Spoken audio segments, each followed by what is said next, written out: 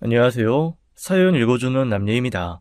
오늘도 와주셔서 감사드리며 오늘의 사연 시작하겠습니다. 안녕하세요. 저는 은퇴 후 새로운 삶을 시작한 60대 남성입니다. 부부가 결혼해 100년 해로 할 수 있다면 얼마나 좋은 일이겠어요. 다들 아시겠지만 함께 늙어가기도 어렵고 거기에 행복까지 더하는 건 정말 쉽지 않은 일이죠. 생각해보면 나무로 살던 두 사람이 만나 부부의 연을 맺어 가족이 된다는 것도 기적 같은 일이잖아요. 하지만 전 그 어려운 일을 당연히 해내고 싶었고 제 인생의 두 번째 결혼이라는 건 없었습니다. 좋든 싫든 내 아이들의 엄마고 30여 년이라는 시간을 함께 오면서 죽어야만 헤어지는 동료애 같은 게 있었거든요. 솔직히 말해서 아내를 보면 사랑스럽다거나 설레진 않았습니다. 신혼 초까지는 그랬지 우스갯소리로 30년 넘게 살면서 아내 보고 설레면 그건 심장에 병이 있는 거라고 하잖아요. 물론 동반자로서 존경하기도 하고 내 가족이라는 애틋함은 있지만요. 여느 부부가 그렇듯 저희 역시 평범한 부부라고 생각했었습니다. 그런데 2년 전 제가 은퇴한 후 부쩍 불만이 많아진 아내가 느닷없이 이혼을 요구를 한 거예요. 이럴 거면 우리 이혼해. 황혼이혼. 그거 하자고. 갑자기 됐든 그게 무슨 소리야? 신밥 먹었어? 나 도저히 황정석의 아내로 살고 싶지 않으니까 이만 헤어지자고. 그러니까 왜? 아이 따뜻한 밥 먹고 왜 느닷없이 그런 소리를 하냐고? 그 따뜻한 밥 누가 차려? 내가 차려. 당신 회사 그만두고 나 위해서 따뜻한 밥 한 번 차려준 적 있어? 남들은 은퇴하면 남편이 차려준 밥도 먹고 산다는데 어떻게 된 게 나는 은퇴가 없어? 당신은 회사 은퇴라도 하지. 나는 주부 언제 은퇴하는 건데? 갑자기 왜 안 하던 밥 타령이야? 내 인생이 불쌍해서 그래, 불쌍해서. 미정이 남편은 이번에 미정이 환갑이라고 아시아 크루즈 여행 가자고 했답디다. 당신은 그런 거 있어? 아시아 크루즈는 개뿔. 제주도 한 번을 가자고 안 하는데. 그 양반이야. 저한테 잘못한 게 많아 그렇지. 그 집 시댁 경매로 날아갈 뻔한 거 그 집 남편이 재산 팔아먹은 거라며. 그 정도면 자기 첫 눈치 볼만하지. 평생에 걸쳐 모은 재산을 썼는데 할 말 있겠어? 어쨌든 나는 도저히 이렇게 못 살겠으니까 당신 황종석이한테 영원히 은퇴하겠다 이거야. 갑작스러운 아내의 요구에 너무 당황스러웠어요. 처음엔 그저 토정인가 했습니다. 30년 회사 생활에 아내 역시 노력한 거 누가 모르겠어요. 밥이야 원래 아내가 하던 일이니 배려하지 못한 건 맞아요. 제가 할 줄 아는 건 밥 짓고 간단한 국 끓이는 정도였고 아내 입맛에 맞지도 않았습니다. 10년 전인가 생일날 하던 미역국 타령을 하길래 끓여준 적이 있는데 맛대가리 없이 끓였다고 명박이나 받았죠. 어차피 해줘도 곱게 먹을 것도 아니면서 왜 갑자기 밥 타령인가 했어요. 아내의 이혼 선언에 놀란 건 아이들도 마찬가지였습니다. 결혼해서 어엿한 가정을 이룬 아들과 딸이 중재하려고 했었죠. 엄마, 이제 와서 무슨 이혼이야. 혼자서 어떻게 살려고. 내가 왜 못 살아? 혼자 사는 게 걱정인 건 네 아빠지. 자기 손으로 빨래를 하냐, 밥을 해먹길 하냐. 나는 할 만큼 했고 미정이처럼 신나게 놀러나 다니고 싶다 이거야. 아유, 미정이 이모는 삼촌처럼 똑같이 은퇴했으니까 그렇지. 미정이 이모도 식당 일에 학교 급식실에 얼마나 고생했었어? 엄마는 평생 밖에서 일 한 번 하지 않아놓고서 무슨? 아이고, 자식 새끼 나 키워봐야 하나 소용없지. 너 마누라한테도 그럴래? 인선이한테도 그럴 거냐고. 너 그러기만 해. 아주 네 아버지처럼 나중에 소박 맞아. 인선이는 일하니까 당연히 내가 안 그러지. 나도 평생 일했어. 가정주부로서 평생 할 거 제대로 했다고. 한창 아이들 학비가 필요할 땐 저도 아내가 맞벌이를 했으면 하고 바란 적은 있습니다. 하지만 하지 않았다고 해서 원망한 적은 한 번도 없었어요. 제가 밖에서 돈 벌어오는 만큼 아내가 집안 일에 집중했으면 싶었거든요. 게다가 젊었을 때는 쓸데없는 자존심도 있어서 와이프 돈 벌어오게 하는 남편이란 소리 듣고 싶지도 않았고요. 그렇다고 아내가 가정주부로서의 일을 완벽하게 했느냐? 그건 또 모르겠습니다. 기본적인 가사 일은 잘했다고 생각하지만 가계부는 완전히 꽝이었거든요. 은퇴 후 재산이라고는 살고 있는 집 한 채가 전부였어요. 솔직히 말해 그렇게 말할 수 있을 정도로 제가 벌어다 준 돈이 적지 않았습니다.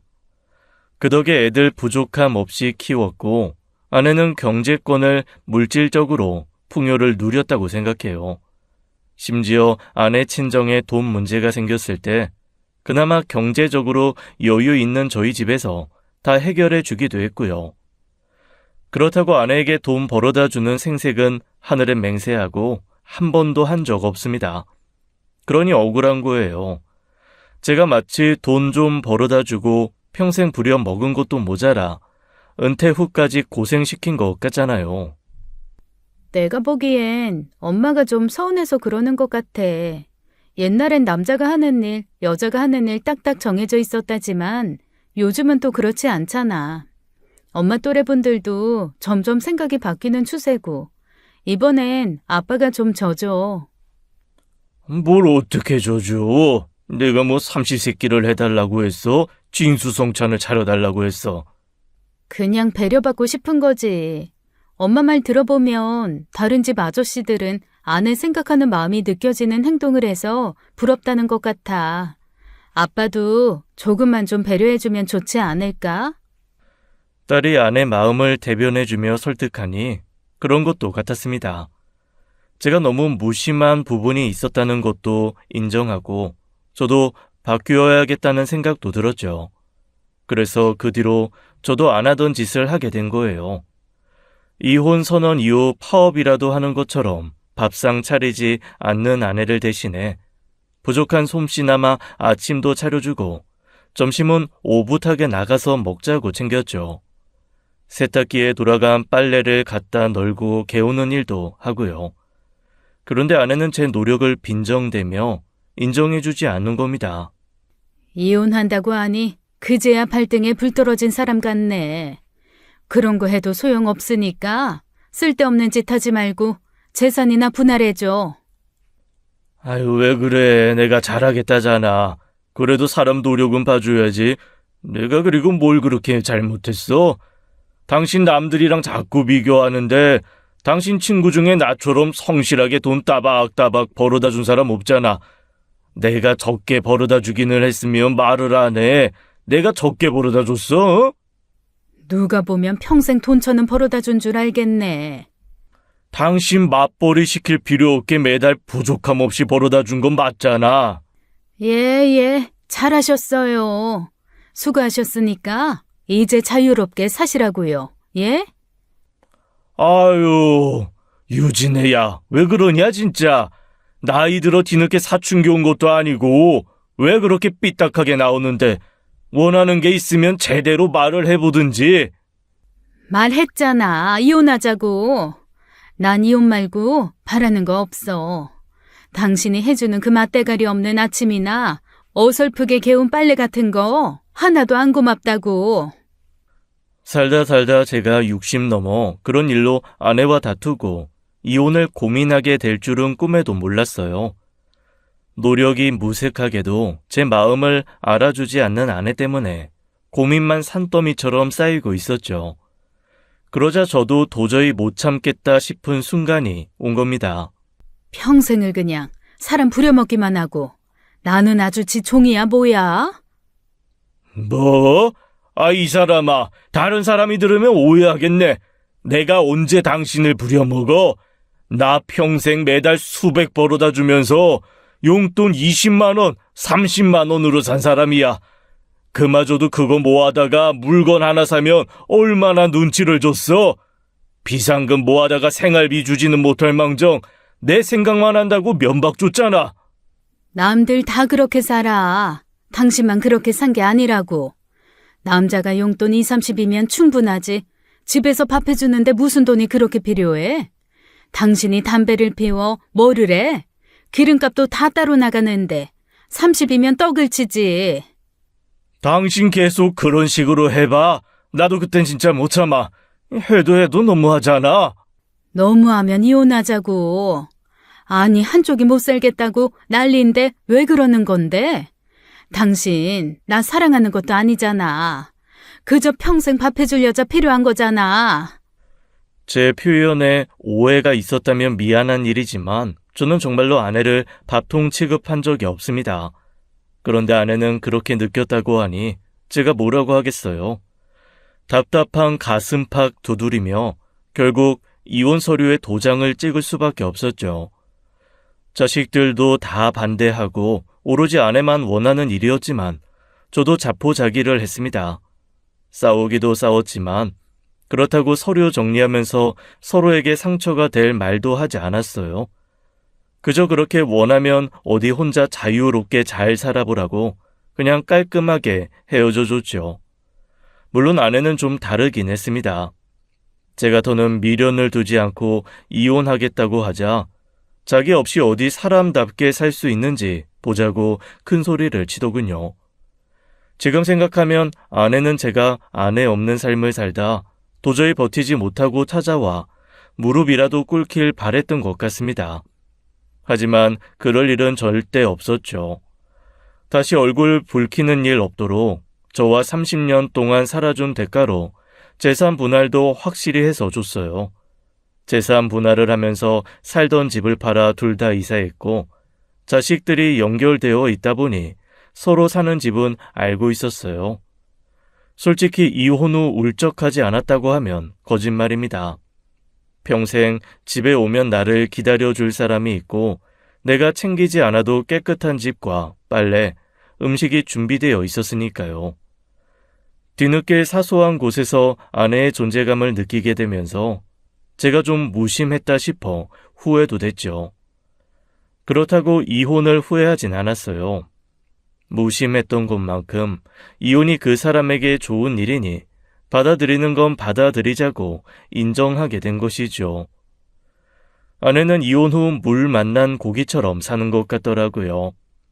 이혼을 기다리기라도 했던 사람처럼 저와의 관계는 완전히 끊고요. 갑작스러운 이혼에 극심한 스트레스가 됐는지 서류 정리하고 며칠 후 위경련에 쓰러져 응급실에 간 적이 있어요. 그런데 연락 한 번 안 하더라고요. 무심하다. 내가 그렇게 잘못했나 싶어 씁쓸했었죠. 아빠, 밥은 먹었어? 안디가 챙겨다 준 반찬에다가 잘 먹었어. 시아는 잘 있어?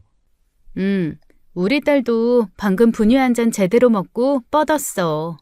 이번 주말에 윤서방이랑 시아 데리고 갈게. 너무 자주 오진 말고 장인 장모 이혼해. 괜히 윤서방 등만 터질라. 그냥 가서 밥 한 끼 먹는 건데 뭐. 엄마는 이번에도 미정이 이모랑 일본 여행 갔더라. 엊그제 백두산 갔다 오더니 언제 간 줄도 모르게 일본이야. 살판 났네.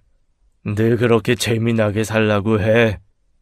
아빠는 괜찮아? 맨날 집에만 있는 건 아니지? 안 그래도 집에 혼자 있으려니 좀 무료해서 뭐 일이나 알아보려고. 그래도 평생 배워먹을 기술이 있으니 돈이나 벌어서 우리 손자들 용돈이나 벌어야지. 아빠, 이제 60대야. 몸 사려가면서 해. 연락 없어도 밥 제대로 챙겨 먹고. 아빠가 애냐? 참나. 내가 나이가 들긴 들었나 보다. 너한테 그런 소리 듣고. 끊어. 이혼 후 기다렸다는 듯이 여행을 다닌다는 아내의 소식에 전 차라리 잘 됐다 싶었습니다. 저 때문에 고생만 하고 살았던 사람이 이제라도 즐겁게 산다는데 싫어할 이유도 없었고요. 저 역시 이혼 후 제 삶이 불행해질 거라고 생각했던 아내의 말과 달리 꼭 그렇지만은 않았습니다. 아내의 빈자리를 느끼긴 했지만 아내가 없다고 해서 제 하루가 엉망이 되진 않더라고요. 혼자 살다 보니 집안 청소나 빨래가 그렇게 많지도 않고 딸과 며느리가 챙겨주는 반찬의 냉장고는 항상 가득 차 있었죠. 게다가 먹고 싶은 게 있으면 집 근처 반찬 가게를 찾아가거나 배달을 시키면 되니 솔직히 먹고 사는 데는 문제도 없었어요. 무엇보다도 친구들을 만나러 다닐 때 누구의 눈치도 볼 필요 없다는 점이 저한테는 제일 좋은 점이었어요. 와, 이 종식이 이 자식 이혼하고 우리 모임 빠짐없이 나오는 것 좀 봐. 진작 그렇게 살지. 너 너무 재수씨 눈치 보고 살았어. 눈치는 무슨. 그냥 싫어할 만한 행동을 안 하는 거지. 싫어할 만한 행동을 안 하고 살아 이혼당했냐? 에휴. 먹는 건 좀 잘 챙겨 드세요. 종석 씨도 이 사람처럼 할 줄 아는 요리가 없을 텐데. 이 사람아, 요즘 같은 시대에 뭐 먹고 살 걱정을 해. 이 자식 자식한테 물려줄 돈은 없어도 죽을 때까지 먹고 살 걱정 없을걸. 그래도 계속 사다 드시면 몸에 안 좋지. 김치 같은 건 있으세요? 다음에 이 사람 편에 김치 보낼 테니까 두고두고 드세요. 아닙니다, 재수씨. 이 자식들이 그래도 챙겨주는 게 많아서 냉장고가 아주 가득가득하네요. 야, 임마, 그냥 준다고 할 때 받아. 자식들이 챙겨주는 것도 어디 하루 이틀이지. 딸은 그렇다 쳐도 며느리 고생시키지 말고 불우이웃돕기처럼 나눠주면 받으라고. 내가 무슨 불우이웃이냐? 말년에 이혼당하면 불우이웃이지 그럼 뭐냐? 친구들의 웃음거리가 되기도 했지만 찬찬히 잘 생각해보니 제 삶이 그렇게 나락으로 떨어진 것도 아니더라고요. 친구들과 그런 자리를 자주 가질 수 있다는 것도 좋았고 아내 눈치에 해본 적 없던 골프도 시작해 저도 제 2의 인생을 살기 시작했죠. 제가 평생 전기 설비로 먹고 산 사람이라 일자리도 금방 구해서 할 수 있었어요. 평일에는 일을 하다 저녁이나 주말에 통해 친구들을 만나는 삶이 나쁘지 않았습니다. 그렇게 이혼한 지 1년쯤 지났을 거예요. 어느덧 아내가 없는 집, 스스로 차려 먹는 밥에 익숙해질 무렵이었죠. 친구들 모임에 나왔는데 그 자리에 친구 와이프의 친구가 함께 나왔더라고요. 인사해. 우리 마누라 불알 친구 서혜란 씨. 이 사람이? 우리가 불알이 어딨어. 제 고향 친구예요. 혼자 적적하고 심심하다고 해서 같이 나왔어요. 안녕하세요. 예, 안녕하세요. 혜란 씨도 남편 먼저 보내고 한 15년 됐나? 적적한 사람들끼리 짝짝꿍 잘 놀아봐. 당신도 참. 사람 불편하게 그런 소리 하지 마. 그럴까봐 안 데리고 오려다가 겨우 온 건데. 뭐 어때? 짝 없는 사람끼리 짝꿍 돼서 사는 거지. 혜란 씨도 좋은 사람 있으면 좀 곁을 내주고 그래요. 종석이 이 자식이 좀 무뚝뚝하고 유머가 없어 그렇지. 애가 성실하고 참 착해. 이 사람이 유일하게 만난다고 해도 별말 안 하는 놈이 총석이에요. 와이프가 인정한 친구. 무슨 말인지 아시죠? 네. 야, 임마, 취했어? 그만해. 그 여자는 15년 전 남편을 병으로 잃고 혼자 사는 여자였습니다. 자식이 셋이었는데 전부 결혼하거나 독립했고 혼자 살고 있다고 하더라고요. 처음엔 그냥 그런가 보다 했는데 그 뒤로 친구가 일부러 그랬는지 종종 데리고 나와 친해지게 된 거예요. 그 여자는 말수가 적고 나서지 않는 스타일이었습니다. 언제부터 호감을 가졌는지는 모르겠어요. 가만히 앉아서 귀 기울이는 모습이 좋아서였는지 사람 불편하지 않게 하는 배려 있는 자세 때문인지 언젠가부터 자꾸 그 여자를 바라보게 됐고 관심이 생긴 겁니다. 친구도 제 마음을 눈치채고는 옆에서 자꾸 불을 지피더라고요. 정석이 너 에란 씨한테 마음 있지? 마음은 무슨? 속일 사람을 속여라. 내가 너 하루 이틀 보냐? 우리 시간 별로 없다. 우리가 뭐 20대 30대 청춘도 아니고 재고 따질 시간이 어딨어. 이 사람이다 싶으면 붙들고 같이 의지해 사는 거지. 얼마나 산다고. 애들도 있는데 다른 여자랑 사는 것도 웃기잖아. 웃기긴? 애들이 뭐 다들 지 가정 꾸리고 사는데 아버지가 괜찮은 여자랑 같이 새 출발한다고 하면 좋아해야 하는 거 아니야? 괜히 애들 눈치 보지 마. 인생 짧다. 결국 추운 밤 살부대 끼고 체온 나눠주는 건 마누라라 이거야. 100세 시대에 혼자 30년 넘게 궁상 맞게 살지 말고 잡아. 솔직히 저도 친구와 생각이 다른 건 아니었어요. 살면 얼마나 산다고 싶으면서도 그러니까 더더욱 의지가 되는 사람이 있으면 붙들고 살아야 하는 거 아닌가요? 다른 사람이었으면 모르겠는데 그 여자가 마음에 들기도 해서 그런지 자꾸 그쪽으로 마음이 기울더라고요. 그래서 저는 고민 끝에 아이들에게 먼저 그 사실을 의논했습니다. 그 후로 연락도 하지 않고 지내는 전처는 신경 쓰이지 않았지만 이혼도 모자라 재혼이 아이들에게 상처가 될까 싶어 걱정이었거든요. 그런데 아이들 반응이 생각보다 나쁘지 않은 거예요. 잘 됐네. 아빠가 그렇게 말할 정도면 괜찮은 분이실 것 같고. 어? 아이, 괜찮다고? 뭐 어때요? 우리 다 결혼했고 아빠 재혼이 우리한테 피해가 되는 것도 아닌데. 황영주 안 그래? 그건 그렇지. 솔직히 기분이 좋은 건 아닌데 아빠가 좋은 사람 만난다고 하는데 내가 뭐 어떻게 말리겠어?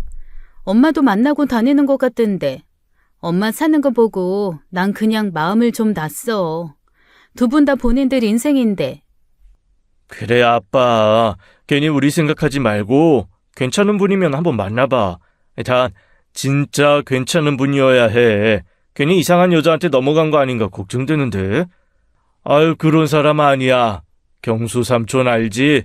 경수 와이프가 소개시켜준 거야. 그래? 그분이면 뭐 나쁘지 않을 것 같은데. 나중에 기회 되면 우리도 자리 한번 마련해줘. 그래도 아빠가 만나는 사람이라는데 얼굴은 뵈야지. 제 걱정과 달리 그 사람과의 만남은 순조롭게 진행되었습니다. 맨날 친구의 친구 와이프 끼어서 만나다 단둘이 만나 식당도 가고 영화도 보러 가고 그랬어요. 이혼하니 생각지도 못하게 연애하는 기분도 내고 나쁘지 않더라고요.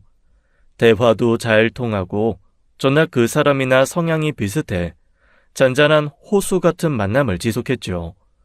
그러던 어느 날이었습니다. 느닷없이 전처한테 연락이 온 거예요. 뭐해? 뭐 하긴 그냥 TV 보지. 무슨 일인데? 무슨 일이 있어야만 연락을 하나? 우리가 뭐 언제 일 말고 연락한 적 있어? 이혼 후에 한 번도 연락한 적 없잖아. 그러게. 연락 좀 하고 살지. 내가 안 한다고 당신도 안 해? 내 연락 기다리는 사람도 아닌데 내가 뭐하러? 밥은 잘 해먹고 살아? 어, 반찬 좀 해다 줘? 아유 필요 없어. 해주는 사람 많아. 참나. 뭐 누구? 여자라도 생겼어? 뭔 상관이야. 할 말 없으면 끊어. 그때까지만 해도 왜 안 하던 짓을 하나 했어요. 알고 보니 딸에게서 저한테 여자가 생겼다는 소식을 듣고 부랴부랴 연락한 것이었죠. 제가 이혼한 점처의 삶에 훈수 두지 않았던 것처럼 전처도 제 삶에 왈가왈부할 권리는 없다고 생각했습니다. 그래서 확실하게 선을 긋고 더는 연락하려고 하지 않았어요. 그런데 그게 시작이더라고요. 그날 이후 전처는 매일같이 전화했습니다.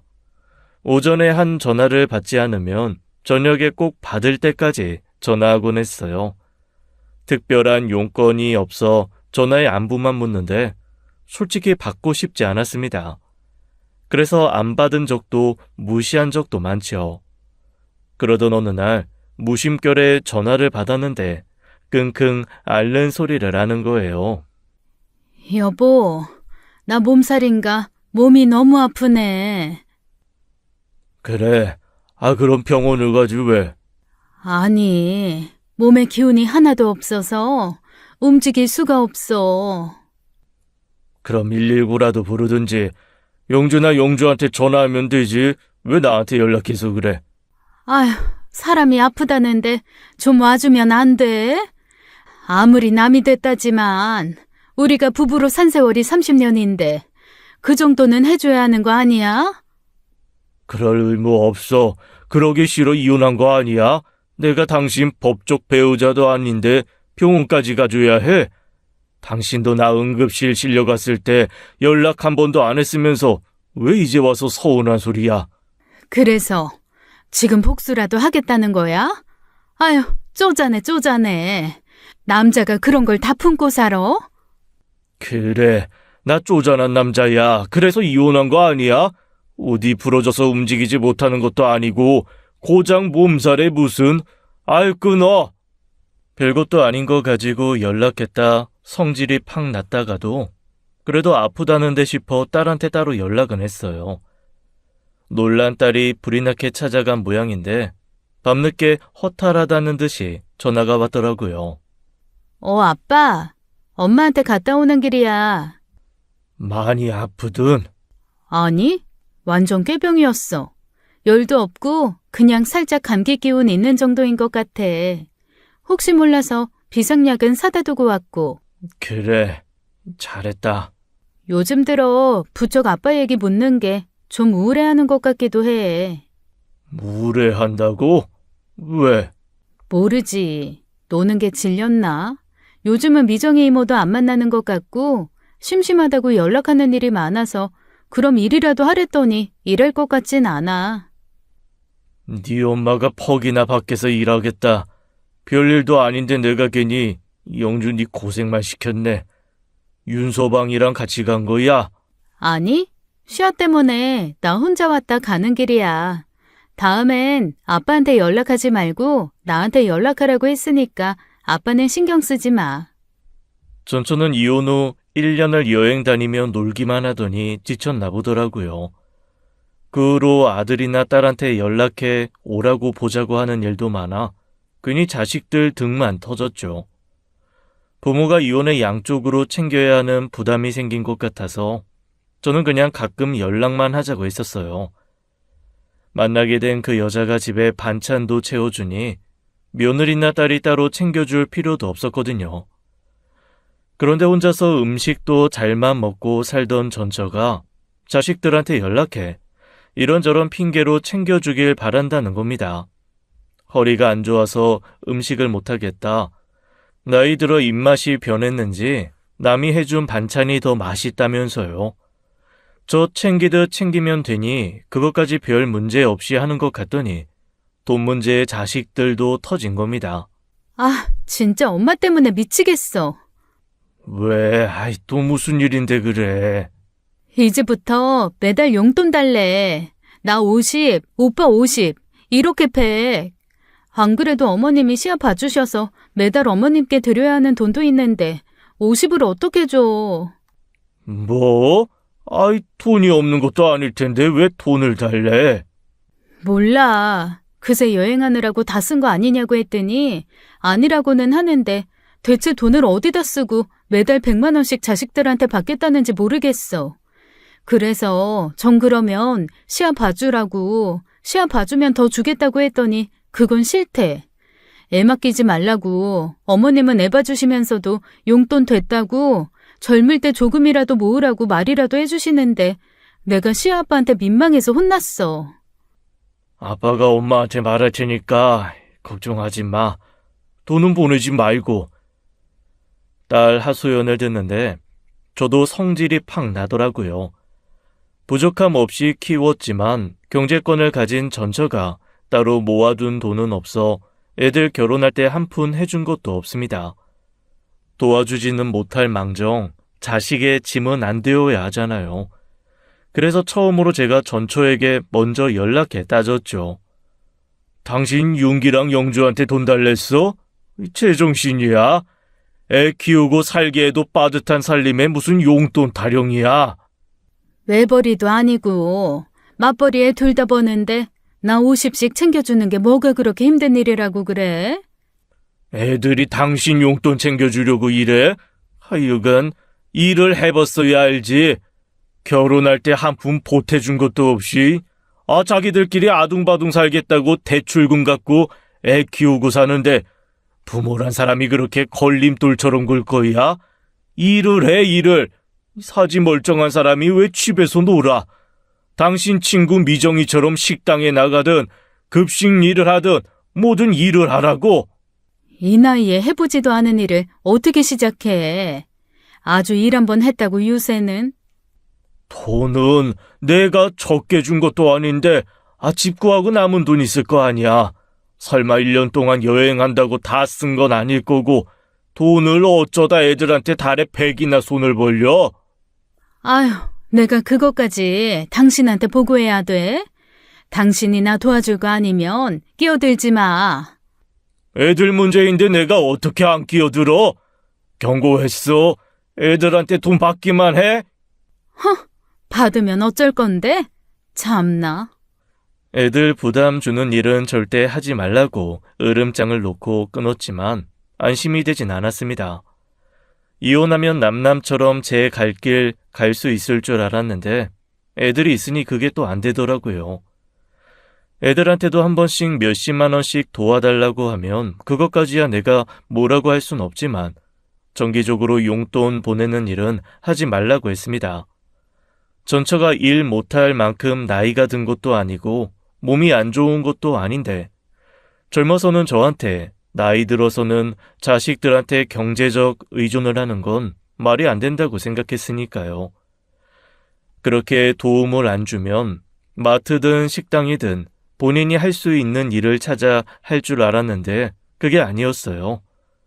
어처구니 없는 방법으로 돈을 구하려고 하더군요. 아빠, 엄마 사고 났어. 뭐? 무슨 사고? 교통사고래. 지금 병원이야. 얼마나 다쳤는데? 많이 다쳤어? 아니, 그냥 겉보기엔 멀쩡해 보여. 그럼 많이 다친 건 아니네. 그래도 정밀 검사는 받아봐야 하는 거 아니야? 아니, 그럴 필요는 없을 것 같아. 엄마가 다친 게 문제가 아니라 가해자가 고소하겠다고 난리가 났어. 가해자가 고소를 하겠다고 했다니 그게 무슨 말이야? 그 사람 말이 엄마가 작정하고 기다렸다가 뛰어들었대. 경찰 조사 결과 운전자는 위반사항 아무것도 없고 보도에 있던 엄마가 갑자기 도로로 튀어나와서 피할 새도 없었다나 봐. 뭐? 미치지 않고서야? 멀쩡히 서 있다가 도로로 튀어나와? 나도 그게 이해가 안 됐는데 엄마 하는 소리 들어보니 그게 맞는 것 같기도 하고 보험금 타려고 그랬던 것 같아. 뭐? 보험금? 알고 보니 전처는 보험금을 타기 위해 일부러 사고를 낸 것이었어요. 나이가 들어 상황 판단력이 떨어진 건지 요즘 차에 블랙박스가 전 후방으로 다 달려 있잖아요. 그런데 그 앞에서 금방 들통날 쇼를 했으니 운전자가 가만히 있었겠나요? 오히려 전처가 합의를 해달라고 빌어야 하는 상황이 된 것이죠. 보험사 측에서는 당연히 보험금 지급을 거부했고요. 아무리 돈이 궁해도 그렇지 어떻게 자기 목숨을 담보로 그런 짓을 벌입니까? 하도 기가 막혀서 병원에 찾아가 한마디 했죠. 나이롱 환자네. 뭐하러 버티고 있어? 하루하루 병원비 낼 돈은 있고. 참나. 그래도 다쳤다고 하니 얼굴은 보네. 톡만 나잔 소리도 안 하더니. 내가 당신을 뭐하러 만나? 나 싫다는 사람한테 내가 미련 두는 사람이야? 자식들한테 창피하게 살지는 말자. 윤서방이랑 며느리한테 낙뜨겁지도 않아. 당신이나 잘해. 내일은 내가 알아서 할 테니까. 퍽이나 알아서 하면 아유, 됐고. 조용히 살자, 조용히. 애들한테 피해되지 않게. 알겠어? 그 여자는 뭐 잘해줘? 신경 꺼. 참나. 그래도 당신이 그럴 줄은 몰랐네. 아무렴 내가 하자던 이혼이라지만 우리가 30년을 넘게 살았는데 1년 만에 새 여자 만날 줄은 몰랐지. 혹시 원래 알고 지내던 사이 아니야? 이혼 기다렸다가 한 거 아니냐고. 뭐? 진짜 당신이란 사람 머릿속엔 뭐가 들었는지 모르겠다. 내가 말을 말지, 말을 말아. 왜 대답을 못해? 경수 씨가 소개시켜줬다며. 그동안 경수 씨 만날 때마다 봤던 여자 아니야? 아니야. 됐어? 아니라고 말은 쉽지. 그 속에 음흉한 진실이 있을 줄 누가 알겠어? 참나. 당신도 남자들 만나 쌍쌍으로 여행 다니고 그랬다며. 내가 뭐 그거에 대해 왈가왈부한 적이 있어? 우리 이혼했어. 이혼한 전 배우자가 누굴 만나 어떻게 살든 무슨 상관이야? 당신이랑 내가 같아?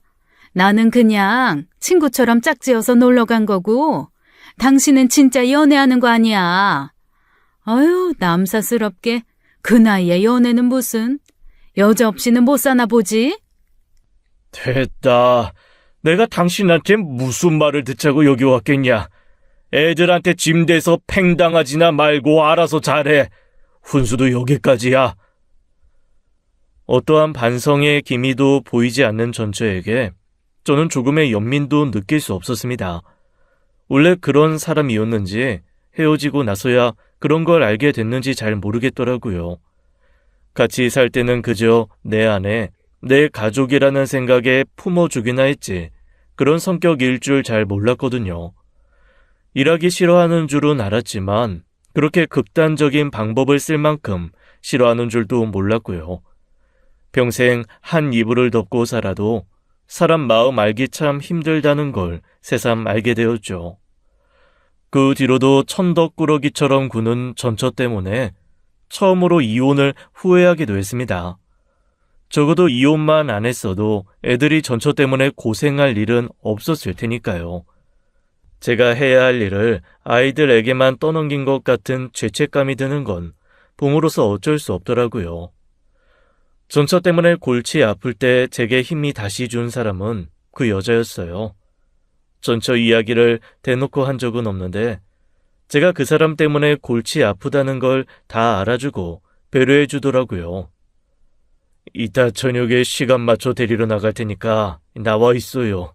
오늘은 그냥 쉬세요. 피곤하실 텐데. 어차피 저녁은 먹어야 하니까. 그럼 제가 찬거리 좀 만들어서 둘 테니까 와서 가지고 가서 드세요. 왜 나오지 않고? 안 그래도 애들 엄마 때문에 힘든데 저까지 챙길 필요 없어요. 알고 있었어. 괜히 신경 쓰게 해서 미안하네. 아유, 그러지 말고 나와요. 일단 저녁은 같이 먹게.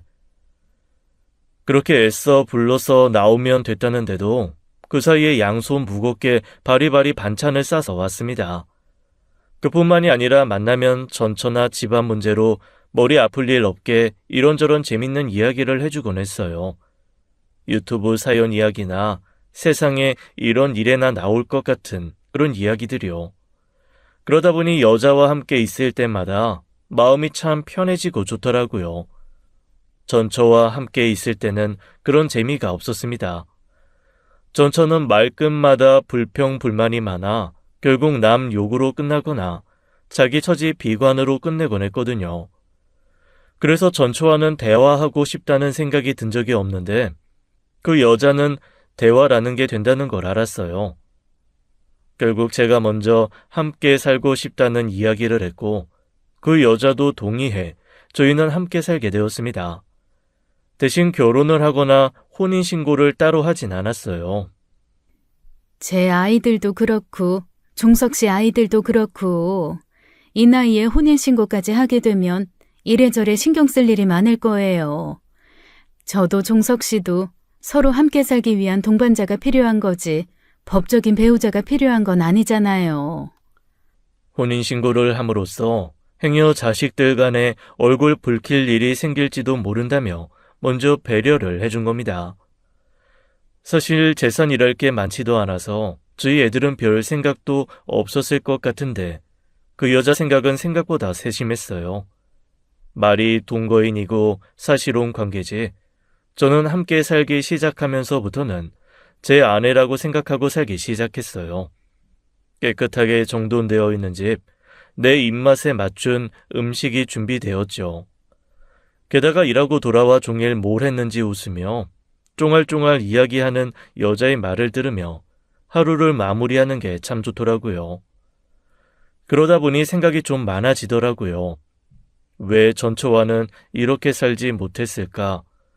저도 전처도 서로가 좋아 결혼해 부부로 살았는데 언제부터 그랬나 싶었죠. 물론 전처 사이에는 아이들이 있었고 그 아이들을 키우고 살다 보니 지금과는 사정이 다를 만도 했습니다. 처음부터 실패할 일이 없었으면 좋았을 텐데 그런 아쉬움은 생기더라고요. 그러던 어느 날 딸이 집으로 찾아온 날이었어요. 저와 함께 살기 시작하면서 자식들과 인사시키고 딸은 가끔 와서 아내가 해준 밥을 먹고 가곤 했죠. 그런데 딸이 불평스럽게 그러는 겁니다. 엄마도 아빠처럼 좋은 사람 만나면 좋을 텐데 요즘 만나는 남자 있는 것 같은데 순 날건달 같은 사람이야. 영, 엉망인 것 같아? 경제력도 별로인 것 같고 같이 만나서 밥 먹은 적 있는데 하나하나 수발을 다 들어줘야 되더라고. 그나마 봐줄 만한 건 얼굴?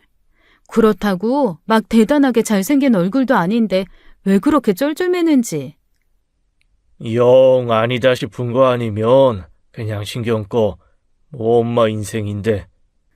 나도 아는데 아빠 이렇게 좋은 분 만나서 사는 거 보니 아쉬워서 그렇지.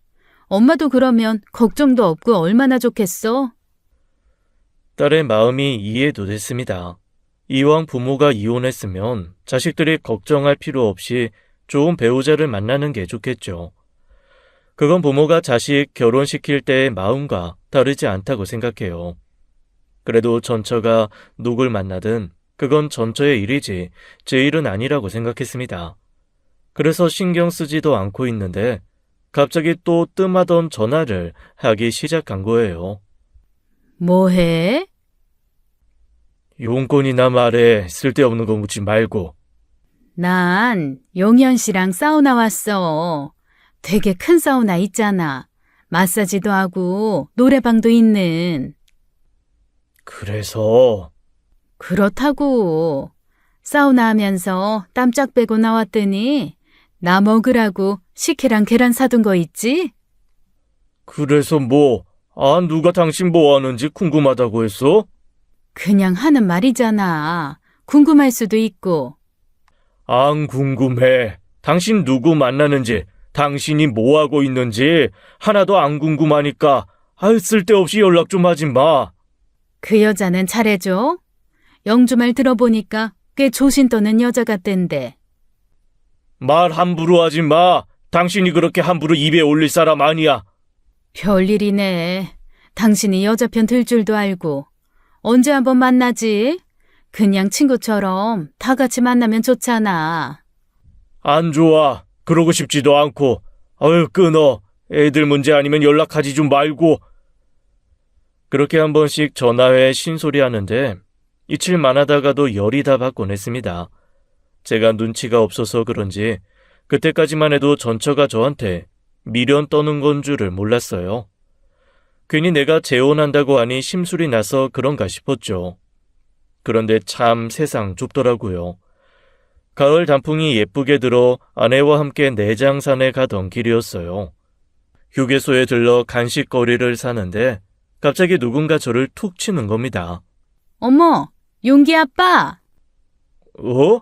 아이, 뭐야. 당신이 여기 왜 있어? 왜는 단풍 구경 가지. 설마 당신도? 참나, 아는 산이 여기밖에 없어? 평생 내장산밖에 안 데리고 가주더니 새 사람 들여서도 내장산이야?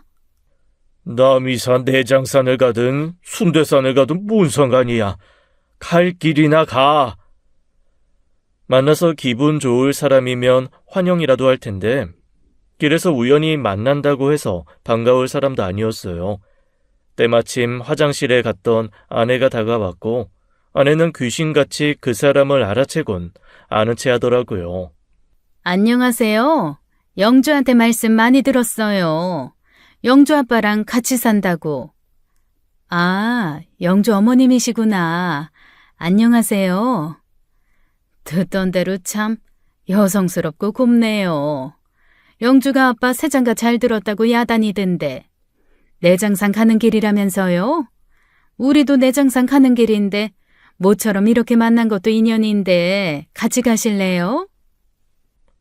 뭘 같이 가? 인연은 무슨? 말 같지도 않은 소리 하지 말고 얼른 갈 길 가. 말 좀 곱게 해. 그래도 내가 당신이랑 30년을 넘게 살았는데. 그러지 말고 어때요? 같이 갈래요? 전처는 사람 불편하게 자꾸 채근했고 아내는 제 눈치를 살피더라고요. 가고 싶지 않은 것이 분명해 보였고 저 역시 전처와 함께하고 싶은 생각이 없어 칼같이 거절했습니다. 그리고 바로 차에 올랐는데 멀리 그제야 화장실에서 느릿느릿 나오는 남자가 보이더라고요. 딸이 날건달 같다는 말을 한 이유를 알 수 있을 만큼 나이를 헛수로 먹은 것처럼 보이는 사람이었죠. 그게 끝이면 좋았을 텐데 아니나 다를까 또 산에 가서 만난 거예요. 사람도 많은데 왜 그렇게 바짝부터 쫓아오는지 모처럼 떠난 단풍 구경에 기분만 잡쳤죠. 얼떨결에 동행하게 된 것도 모자라 그 날건달 같은 놈이 자꾸 제 아내한테 추근덕거리는 겁니다. 같이 산다면서요? 얼마나 됐어요? 아, 네. 아니, 사람이 질문을 했는데 내로 끝나는 법이 어디 있습니까? 이야기하기 싫다는 건가? 아유, 너무 내숭 떤다. 여자가 너무 그래도 재미가 없는 건데. 사람 불편하게 하지 말고 그냥 가던 길 가시죠. 내가 뭘 어쨌다고 그래요? 그냥 물어본 건데. 그 정도도 못 물어보나? 이 남자가 밤일 잘하는지 물어본 것도 아닌데 예민하기는. 이봐요! 깜짝이야. 왜 소리를 지르고 그래? 사람이 농담 좀 한 걸 가지고. 하여간 사람이 유머가 없어, 유머가. 그게 유머야? 사람에 대한 기본적인 예의가 없는 건데 그게 유머라고? 아유, 발끈하시긴. 나야 뭐 들은 게 있어 떠본 이야기인데 그렇게 발끈하는 걸 보니 내가 들은 게 거짓말은 아닌가 보네. 어이구, 그만해. 진짜 이 사람이. 여보, 그만하고 가요. 선을 넘는 저질스러운 말에 폭발하던 그때 보다 못한 아내가 저를 옆으로 끌어당겼습니다. 일이 더 커지는 걸 원하지 않았기에 저는 부글부글 끓어오르는 속을 참아야 했죠. 결국 단풍 구경도 제대로 하지 못한 채 돌아올 수밖에 없었어요. 그 후로도 전처 생각만 하면 그냥 이가 갈렸습니다. 골라도 어떻게 그런 놈을 만났나 싶으면서도 옆에서 거들던 모습을 보니 그럴 만도 하다 싶기도 했고요. 그런데 그 다음에 벌어질 일은 산에서 있었던 일에 비하면 아무것도 아니었어요. 갑자기 아내로부터 연락이 왔는데 경찰서라는 거예요. 잔뜩 겁을 먹은 목소리라 놀라서 하던 일도 중단하고 뛰어갔는데 글쎄 그 자리에 그 날건달 같은 놈도 같이 있는 겁니다. 어떻게 된 거야? 저 사람이 승은 언니 가게까지 찾아와서 자꾸 행패를 부려서요. 조항재 씨가 영업 방해로 신고당해 오게 된 거예요. 본인 말로는 연인 사이라고 주장하는데 아무리 연인 사이라도 이건 문제가 되죠. 예? 연인이요? 대체 누가요? 이 사람 저랑 같이 사는 사람입니다. 저 사람이랑은 아무런 관련이 없어요. 아무런 상관이 없는 게 아니지. 경찰관 양반, 내가 저 남자 전처랑 그렇고 그런 사이거든요. 내가 저 양반이랑 취향이 같은가? 일전에 보니까 좀 생각이 나더라고. 그래서 이번엔 이쪽이랑 좀 잘해볼까 싶어서 왔지. 이 자식이. 아유, 선생님, 진정하세요. 조항재 씨, 이거 엄연히 스토킹에 성범죄로까지 이어질 수 있는 문제예요. 일 그렇게 키우고 싶으세요? 말이 그렇다고요, 말이. 그냥 좀 심심해서 찾아간 거 가지고 경찰까지 부르기는. 가만 생각해보니 내 스타일 아니네. 유난 떠는 거 보면. 처벌 안 됩니까? 딱히 난동을 부리거나 그런 건 아니라서 그 정도로 처벌은 힘들어요. 훈방 조치될 겁니다. 마음 같아선 귀싸대기라도 한 대 후려치고 싶었는데 도덕적인 사람이라 그게 안 되더군요. 아내는 가끔 아는 언니가 하는 옷가게에 나가 일을 봐주곤 했었습니다. 자주 있는 일은 아니고 어쩌다 한 번씩이었는데 전처가 딸에게 그 사실을 들어 알고 있었던 모양이에요.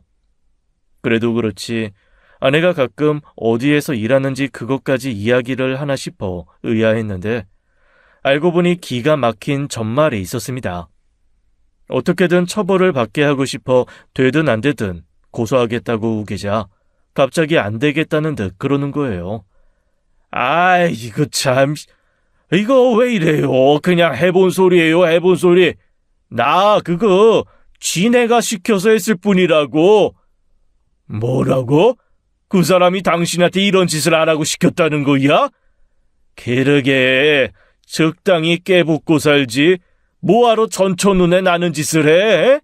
오죽했으면 그 사람이 저 여자 꼬셔달라고 했겠어. 나도 은밀히 말해 남자친구인데 물론 지금은 아니고. 그때까지만 해도 설마 전처가 그랬을까 싶었습니다. 그냥 미친놈이 되는 대로 짓거리는구나 했었어요.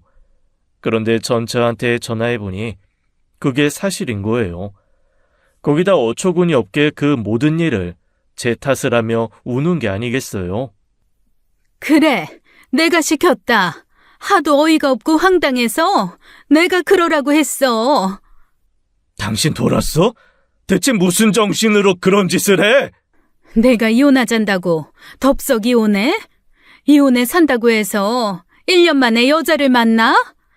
여보 당신 하면서 아주 살판 났더만. 나 보란 듯이 그러고 사니까 좋아? 그게 무슨 말이야? 누가 당신 보란 듯이 살았대? 난 당신이 어떻게 살든 관심 없고 나 어떻게 사는지 보여주려고 한 적도 없는데. 그 여자한테 퍽이나 다정하더라. 그러지 말고 내가 다 없던 일로 해줄 테니까 재결합해. 뭐? 그 여자랑 혼인신고도 안 했다며.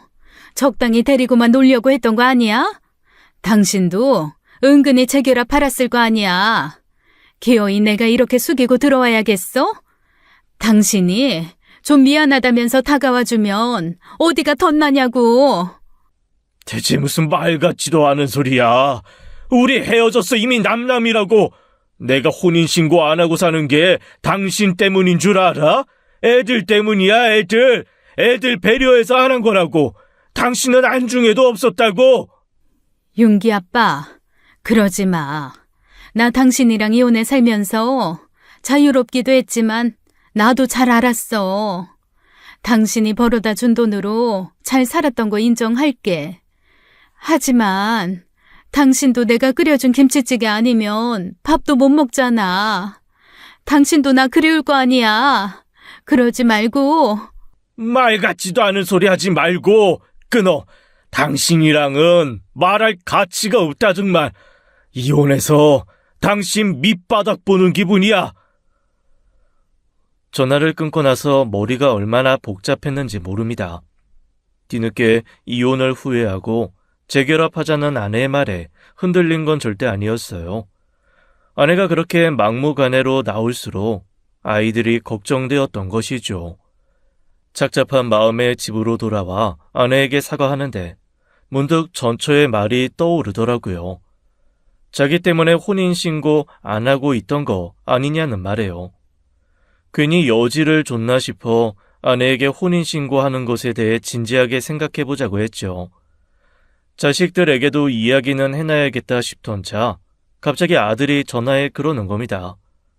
아빠, 나 대학 때 미국으로 유학 갈 기회 있었잖아. 갑자기 그건 왜? 그거, 아빠가 엄마 몰래 돈 빼돌려서 주식하다가 돈 없어서 못 가게 된 거라는데, 그게 사실이야? 무슨 말도 안 되는 소리야. 주식이라니, 돈을 빼돌리다니. 그때 너 유학 보내라고 조금 모아둔 돈에 네 할아버지가 보낸 돈, 그거 다 네 외가로 들어간 거야. 네 외할머니가 사고 쳐서.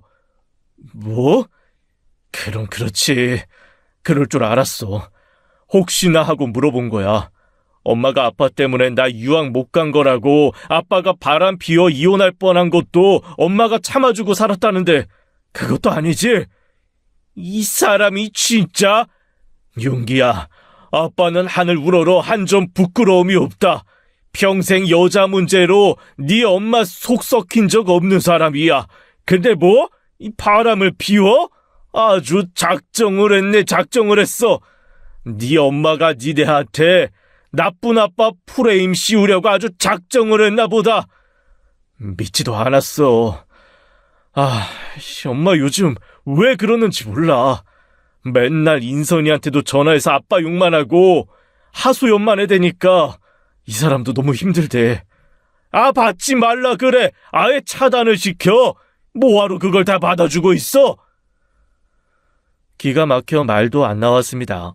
하다 이젠 애들한테 이간질을 시키는 거예요. 장모님 문제로 처가에 수천이 들어갔을 때 저는 장인 장모님도 제 부모님이라고 생각해 별말 안 했습니다. 그걸로 아들 유학 못 보낸 건 두고두고 미안했지만 어쩔 수 없는 일이라고 생각해 원망도 안 했고요. 그런데 자기 집안 문제로 나간 돈을 제 탓을 하질 않나. 일부러 여자 문제 한번 안 일으키고 산 저한테 불륜을 저지른 아버지라는 오명을 씌우려고 한 거예요.